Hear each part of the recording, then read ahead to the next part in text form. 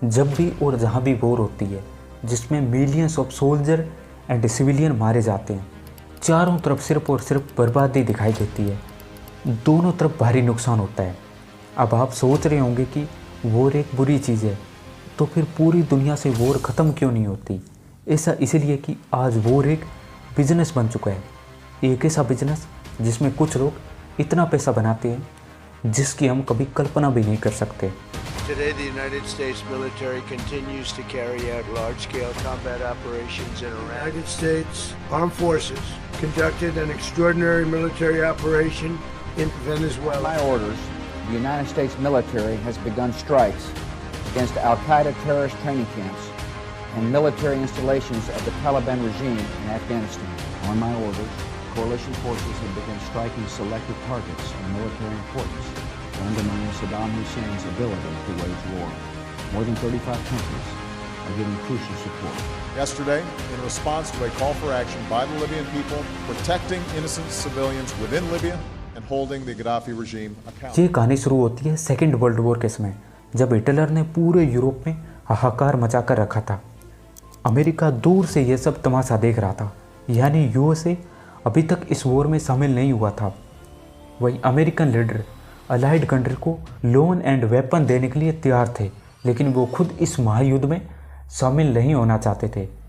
फिर एक इंसिडेंट ने सब कुछ बदल दिया। एशिया के पूर्वी कोने में थोड़े समय में ही, कुछ समय में ही जापान एक महाशक्ति बनकर उभरा। उसने अगले कुछ सालों में ही साउथ ईस्ट एशिया में तमाम शक्तियों को हराकर उस इलाके पे अपनी मोहर लगा दी। तो यूएसए एंड वेस्टर्न कंट्रियों ने oil embargo and economy sanction लगाकर जवाब दिया। तो जापान ने इसका जवाब पर्ल हार्बर पर अटैक करके दिया।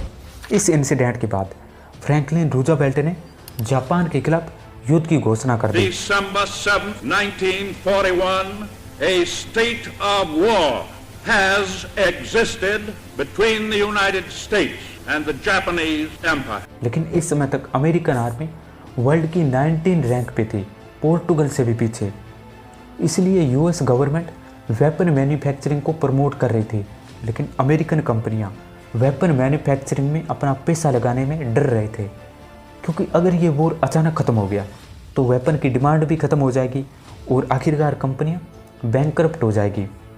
हरमन गोरिंग, जो हिटलर के बाद सेकंड पावरफुल लीडर थे, इन्होंने सेकंड वर्ल्ड वॉर में कहा था कि अमेरिकन केवल रेफ्रिजरेटर एंड रेजर ब्लेड ही बना सकते हैं। वे नाजी जर्मनी को हराने के लिए आवश्यक मिलिट्री इक्विपमेंट और प्रोडक्शन ऑफ सप्लाई कभी नहीं कर पाएंगे। हिटलर ने भी अपने पब्लिक स्पीच में यही बातें दोहराई। विलियम वुडसन जनरल मोटर के अध्यक्ष थे जब फ्रैंकलिन रूजवेल्ट ने अमेरिका में सभी मिलिट्री प्रोडक्शन का इन्हें जिम्मेदारी सौंपी। इसलिए वुडसन ने कंट्री की सबसे बड़ी सैलरी वाली जॉब को छोड़ के केवल $1 सैलरी पर गवर्नमेंट पद स्वीकार कर दिया। और इन्होंने अपनी स्पीच में कहा कि हमें हिटलर से अधिक निर्माण करना होगा। इसीलिए सेकेंड वर्ल्ड वॉर के दौरान हर American automobile manufacturing company military production पे लग गई और इन्होंने रिकॉर्ड स्तर का प्रोडक्शन किया। पर्ल हार्बर के हमले के समय जनरल मोटर दुनिया की बाकी सभी कंपनियों से कहीं आगे थी और वॉर समाप्त होते तक जीएम वर्ल्ड की सबसे बड़ी मिलिट्री कॉन्ट्रैक्टर कंपनी बन गई। जीएम कैडिलॉक प्लांट से ट्रक बन के निकल रहे थे, जहां से कुछ साल पहले लग्जरी कारें बनाई जाती थी। इन्होंने सेकेंड वर्ल्ड वॉर के समय 11,95,62,000 तोप के गोले, 3,91,81,000 कारतूस के खोखे, 2,60,000 aircraft engine, 13,000 naval fighter aircraft and torpedo bombers, 97,000 aircraft propeller, 3,01,000 aircraft gyro compass, 38,000 tank and tank destroyer, 8,54,000 truck, 1,90,000 तोपें, 1.9 million machine gun and sub machine gun और भी बहुत कुछ।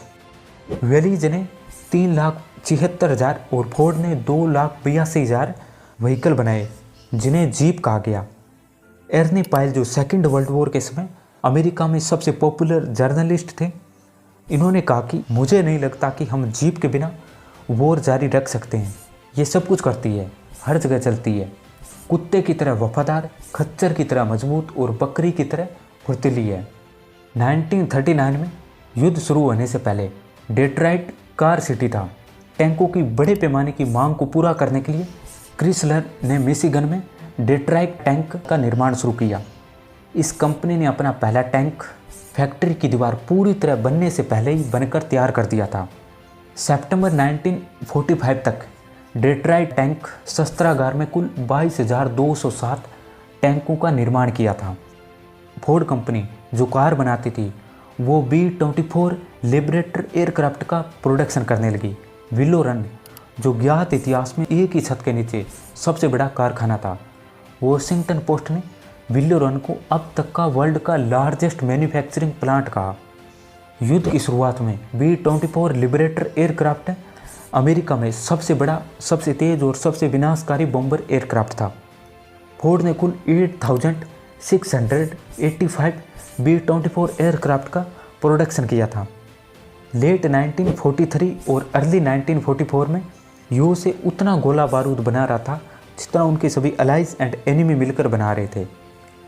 1945 तक यूएसए में अनएम्प्लॉयमेंट 1.2% हो गई थी, जो कि अब तक की हिस्ट्री में सबसे कम रिकॉर्ड की गई है। 1945 तक जब जापान ने सरेंडर नहीं किया था तब तक यूएसए ने 96,000 bombers aircraft, 86,000 tank, 24 lakh truck, 65 lakh राइफलों का प्रोडक्शन किया था। सेकेंड वर्ल्ड वॉर के समय न्यूक्लियर बॉम्ब बनाने के लिए मैनहट्टन प्रोजेक्ट शुरू हुआ, जो हिस्ट्री का सबसे मोस्ट सीक्रेट प्रोजेक्ट था।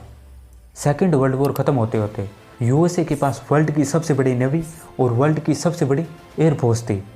अब यूएसए की 40% जीडीपी डिफेंस सेक्टर से आ रही थी। ज़रा आप सोचिए कि जिस देश की 40% इकोनॉमी वॉर पे टिकी हो, वो पीस को अफोर्ड कर सकता है।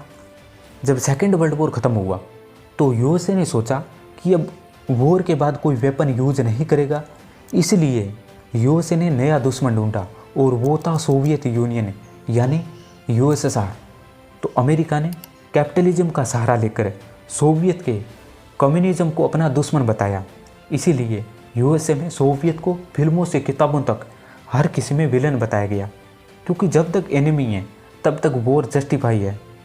और आखिरकार प्रेसिडेंट हैरी ट्रूमैन ने ट्रूमैन सिद्धांत दे डाला, जिसमें इन्होंने कहा कि अमेरिका सभी डेमोक्रेटिक कंट्री को कम्युनिज्म से बचाने के लिए पॉलिटिकली, मिलिट्रीली और इकोनॉमिकली सपोर्ट करेगा।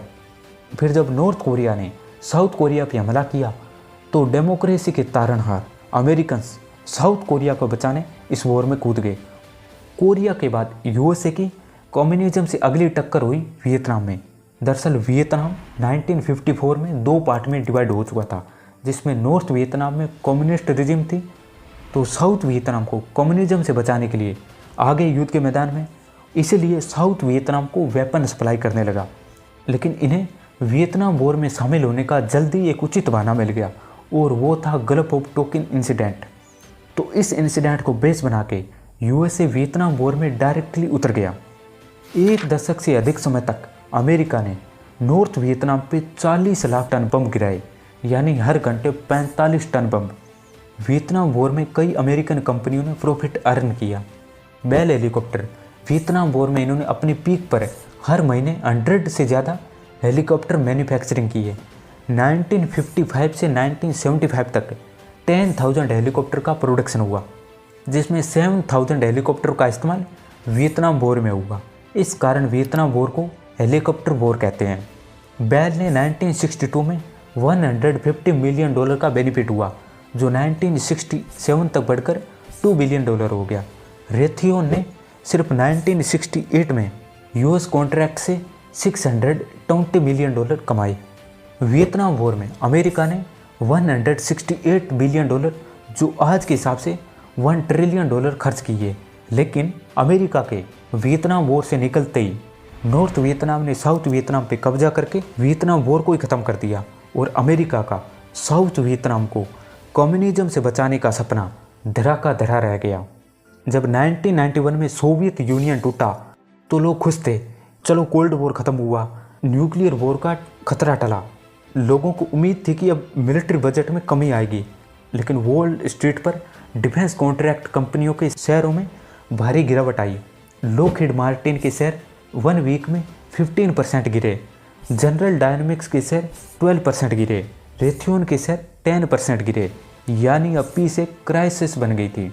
फिर 1992 से 1995 तक डिफेंस कॉन्ट्रैक्टरों ने मिलिट्री बजट बढ़ाने की पैरवी के लिए $100 मिलियन खर्च किए, लेकिन बिना दुश्मन के इतने बड़े बजट को कैसे उचित ठहराया जाए, तो इसके लिए नए दुश्मन ढूंढे गए और बनाए गए।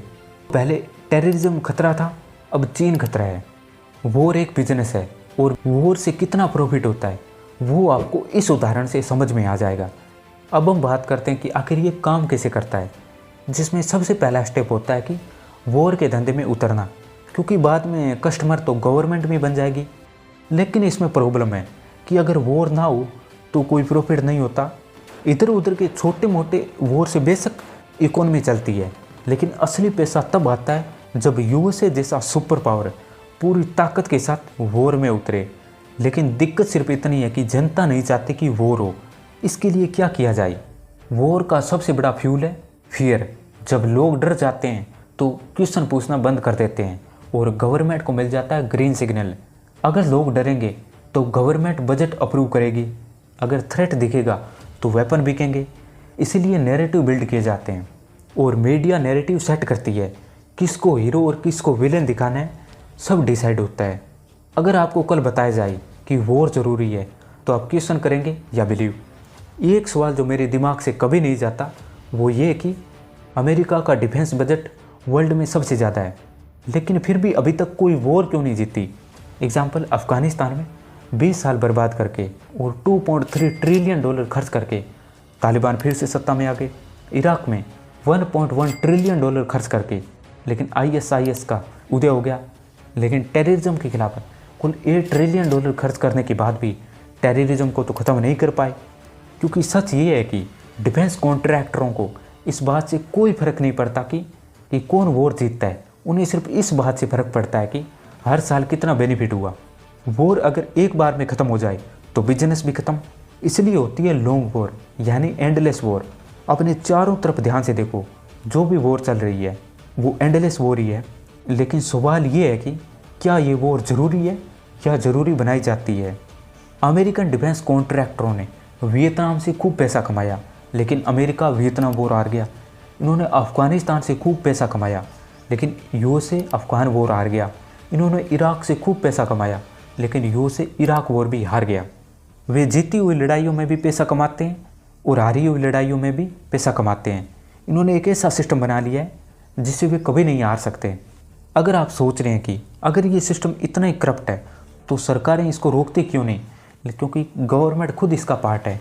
एग्जाम्पल, 2008 से 2018 तक 380 हाई रैंक ऑफिशियल ने पेंटागन को छोड़ के सीधे डिफेंस कंपनी ज्वाइन कर दी। प्रेसिडेंट आइजनहावर ने इसे मिलिट्री इंडस्ट्रियल कॉम्प्लेक्स कहा था। ये एक ऐसा सर्कल है जो कभी नहीं रुकता, जिसमें डिफेंस कंपनी पॉलिटिशियन को फंड करती है। बदले में ये पॉलिटिशियन बड़े बड़े मिलिट्री बजट अप्रूव करते हैं। वहीं वेपन कंपनी से लोग गवर्नमेंट में आ जाते हैं ताकि वे उन वेपन कंपनी को फेवर कर सके। एग्जाम्पल, डोनाल्ड ट्रंप के secretary of defence James Mattis पहले जनरल डायनामिक्स में काम करते थे। उनके डिप्टी सेक्रेटरी पैट्रिक पहले बोइंग में काम करते थे। डिफेंस कॉन्ट्रैक्टरों ने 2024 में लॉबिंग पे $140 मिलियन खर्च किए। अब वॉर एक ऑप्शन नहीं, रिक्वायरमेंट बन चुकी है। ज़रा सोचो, अगर पीस से लॉस होता है तो क्या कभी पीस प्रायोरिटी होगी?